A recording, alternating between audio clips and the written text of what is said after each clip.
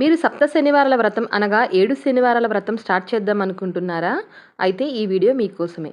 సప్త శనివార వ్రతం ఎప్పుడు ప్రారంభిస్తే మంచిది? 7 శనివారాల వ్రతమును ఎవరు తప్పక ఆచరించాలి? 7 శనివార వ్రత నియమాలు, పాటించవలసిన విధి విధానాలు, 7 శనివారముల ఉదయం పూజా నియమాలు గురించి, అదేవిధంగా 7 శనివారముల రాత్రి పూజలో నియమాల గురించి ఈ వీడియోలో అన్నీ కూడా మీకు వివరంగా చెప్తానండి. ఎక్కడ కూడా స్కిప్ చేయకుండా చూసేయండి friends. Welcome back to my channel yours Haniram. Let's get in to the video. సప్త శనివారాల వ్రతం అనగా 7 శనివారాల వ్రతం ఎప్పుడు ప్రారంభిస్తే మంచిదో ఇప్పుడు తెలుసుకుందాం. ఈ శనివార వ్రతం ఏ శనివారం నాడు ప్రారంభించినా శుభదాయకమే. శనివారంతో త్రయోదశి తిథి కలిసిన నాడు మంచిది. శనివారంతో ఏకాదశి కలిస్తే విష్ణు ప్రీతి గనుక మంచిది. శనివారంతో ప్రతి నెల వచ్చే మాస శివరాత్రి కలిస్తే మంచిది. శనివారంతో మిత్రుడు దేవతగా గల అనురాధ నక్షత్రం కలిస్తే మంచిది. ఏ నక్షత్రమైన తారలు కూడా మంచివి కుదరాలి. శనివారంతో బృహస్పతి దేవతాకమైన పుష్యమి నక్షత్రం కలిస్తే మంచిది. శనివారంతో విష్ణువు దేవతగా గల శ్రవణ నక్షత్రం కలిస్తే మంచిది. శనివారం దేవత గల ఉత్తరాభాద్ర విజయాన్ని కలిగిస్తుంది. సో ఇటువంటివి కుదరలేని వాళ్ళు, ఇటువంటి రోజుల్లో కుదరలేని వాళ్ళు ఏ శనివారం అయినా కూడా ప్రారంభించవచ్చు. ముఖ్యంగా అష్టమి, అమావాస్య తిథులు చూసుకొని ఆ 2 రోజులు తప్ప మిగిలిన రోజులు ఏ రోజైనా ప్రారంభించవచ్చు అని చెప్పి పంతులు గారు చెప్పారండి. 7 శనివారాల వ్రతమును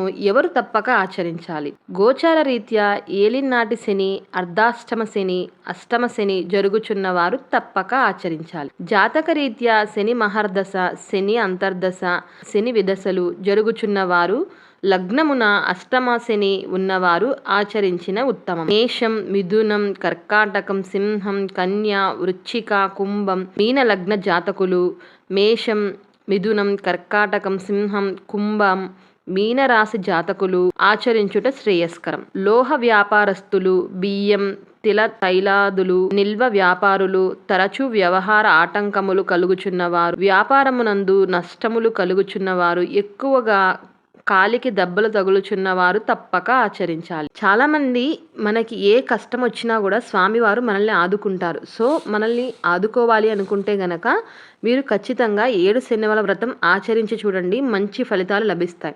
నేను కూడా 7 శనివారాల వ్రతం స్టార్ట్ చేశానండి. మన ఛానల్లో ప్రతి వారం కూడా వీడియోలు అప్లోడ్ చేశాను. ఎవరికైనా కావాలి అంటే కనుక కింద డిస్క్రిప్షన్లో ట్యాగ్ చేస్తాను.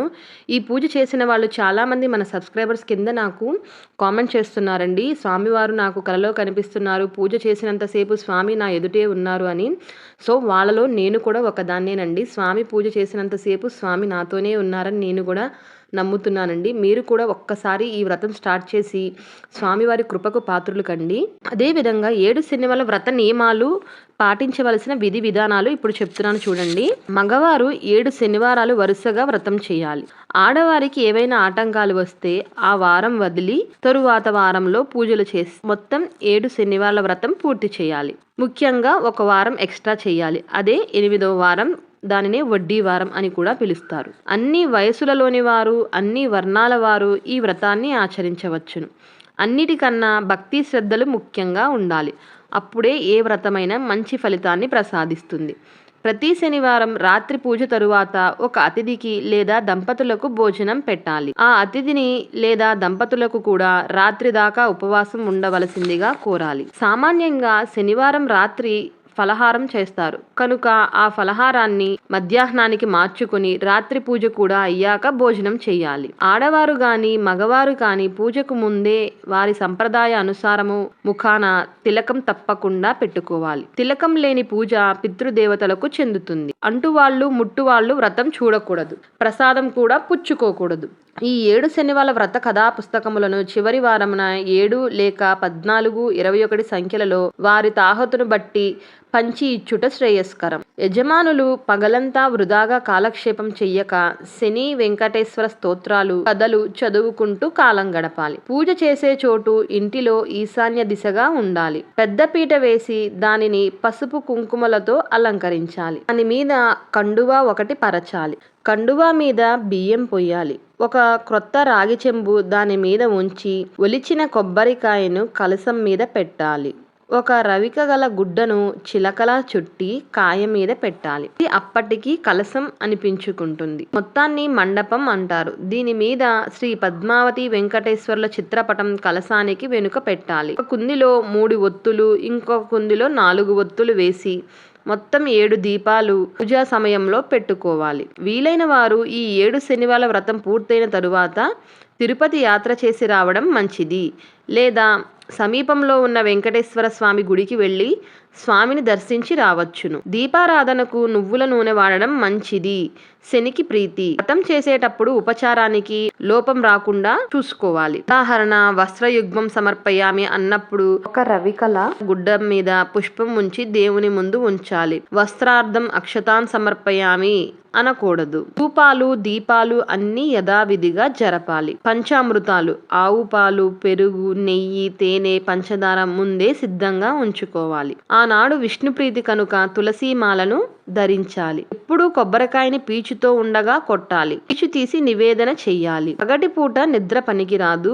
కోపం, మున్నగు ఉద్రేకములను పొందరాదు. ఇవి అండి పాటించవలసిన విధి విధానాలు. 7 శనివారంలో ఉదయం పూజ నియమాలు చూడండి. శనివారం నాడు సూర్యోదయం అయితే దుర్ముహూర్తం మొదలవుతుంది కనుక వ్రతం ప్రారంభం వేకువజామునే జరగాలి. వ్రతం నాడు అనగా శనివారం పూజ చేసే రోజు తలస్నానం అంటే తలంటి నీళ్లు పోసుకోవడం చెయ్యాలి. స్నానమైనాక తొలినాడు ఆరవేసిన బట్టలు కట్టుకోవాలి. ఉదయం ఫలహారాలు చేయకూడదు. కలశ స్థాపన చేయవలెను. 7 అగరబత్తులను వెలిగించవలెను. 2 కుందులలో ఉదయాన 7 ఒత్తులతో దీపాలు పెట్టాలి. ఉదయం పూజలో 7 అరటిపళ్ళు, మీకు నచ్చిన 7 పండ్లు, నల్ల ద్రాక్ష పండ్లు, 7 చిమిలి ఉండలు నైవేద్యం పెట్టాలి. ప్రతిరోజు ఉదయం పూజలో కొబ్బరికాయ కొట్టవలెను. ఉదయం వేళ వెంకటేశ్వరునికి పూజ చెయ్యాలి.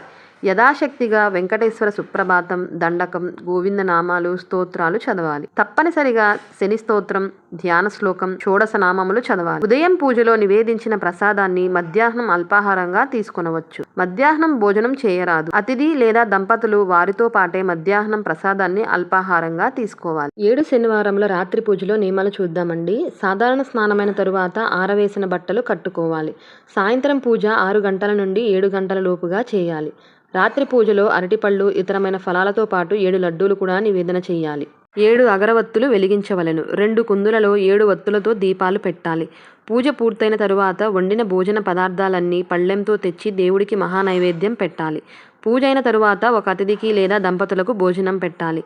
అతిథికి అరిటాకులో భోజనం పెట్టడం ప్రశస్తం. వడ్డన అయిన తరువాత అతిథికి కూడా తీర్థ ప్రసాదాలు ఇవ్వాలి. ఆ తరువాత అతిథి చేతిలో నీళ్లు పోసి త్రాగుమని, ఆ పైన భోజనం ప్రారంభించమనాలి. అతిథి భోజనం చేసిన తరువాత అతనికి దక్షిణను తాంబూలంతో ఇవ్వాలి. రోజు కలసలో పూజించిన కొబ్బరికాయను, రవికల గుడ్డను, మండపంలోని బియ్యమును, 7 శనివారాల వ్రత పుస్తకమును అతిథికి లేదా దంపతులకు ఇచ్చి అలుమేలు మంగా పద్మావతి సమేత శ్రీనివాసునిగా భావించి నమస్కరించాలి. ఆ తరువాతే వ్రతం చేసిన యజమానులు భుజించాలి. రాత్రి భోజనం అయిన తరువాత వ్రత కథల, వెంకటేశ్వర మహాత్యం, కుమ్మరివాణి కథ, దేవదత్త దంపతుల కథ శ్రవణం చేయాలి. వ్రత కథ అంతా విన్న తరువాత దేవునికి 7 పండ్లను నివేదన చేయాలి. ఈ విధంగా రాత్రిపూట నియమాలు పాటించాలండి. వీడియోలో ఏమైనా డౌట్స్ ఉంటే కనుక నా కింద కామెంట్ సెక్షన్లో తప్పకుండా కామెంట్ చేయండి. ఇటువంటి మరిన్ని వీడియోస్ కోసం మా ఛానల్ సబ్స్క్రైబ్ చేసుకోవడం మాత్రం మర్చిపోకండి. ఈ వీడియో మీ ఫ్రెండ్స్ అండ్ ఫ్యామిలీకి షేర్ చేయండి. ఈ వీడియో నచ్చితే కనుక గోవిందా అని కామెంట్ చేయండి. ఏమైనా తప్పుగా చెప్పుంటే క్షమించండి. Thank you for watching yours honey.